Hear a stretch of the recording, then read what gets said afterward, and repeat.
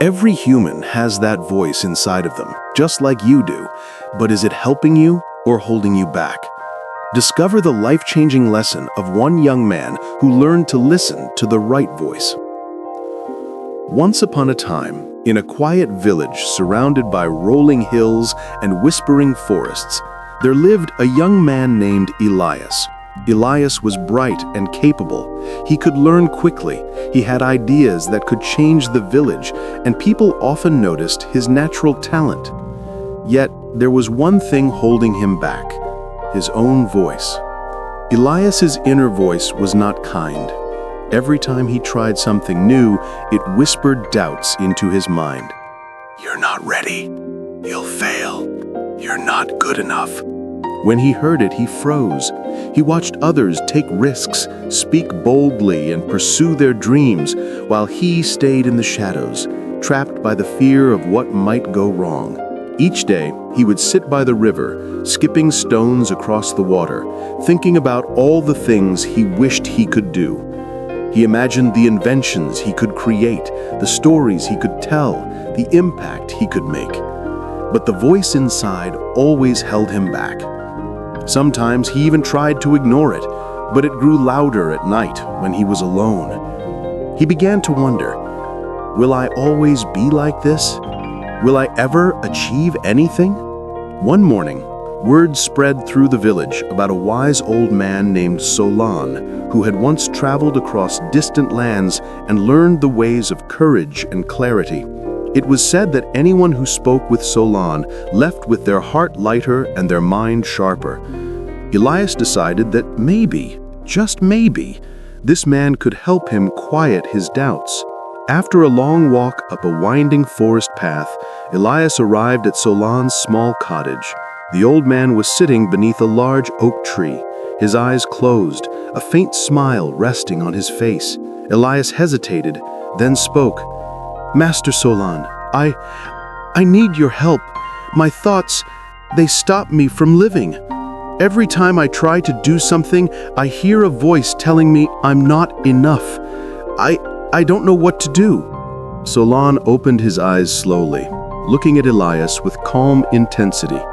"Ah," he said gently, "you have been listening to the wrong voice for too long. Do you know why most people fail before they even try?" Elias shook his head. "Because they obey the voice that tells them they cannot. They treat doubts as truths, fears as reality. But inside you, there is another voice, the one that whispers courage, creativity, and possibility. That voice is quiet, but it always speaks when you stop listening to the other." Elias listened, curiosity growing, but also skepticism. "How do I find it? How do I make it louder than the other?" Solon smiled, stood, and walked over to a small pile of clay. He shaped a simple cup in his hands, turning it slowly. "Your doubts are like cracks in this cup. They leak energy, opportunity, and joy. You focus on them, and they grow. But notice this. When you gently fill the cracks with care, patience, and belief in yourself, the cup becomes whole. It is still fragile, yes, but stronger than before. You must treat your inner voice the same way." Elias frowned. "But how do I do that in real life? I can't just ignore the doubts." "Ah," said Solon, "you do not ignore them. You acknowledge them. You thank them for warning you, but you do not obey them blindly. Instead, you act anyway. Take small steps, even when your voice says no. Every time you act, even a little, you strengthen the other voice, the one that builds confidence, skill, and courage." The next morning, Elias left Solon's cottage with a small notebook in hand. He began a simple practice. Each day, he wrote down one action he had avoided because of doubt. Then, he acted on it. One day, he spoke in front of a group at the village square, sharing an idea for a small invention. His heart raced, but he did it. The next day, he helped a neighbor solve a problem he had been afraid to try. Slowly, the quiet, encouraging voice inside began to grow louder. Months passed. Elias's life began to change. He built small machines to help farmers, taught children to read, and even shared stories at gatherings in the village. He still heard doubts occasionally, but they no longer controlled him. He had discovered the secret that Solon had tried to teach him.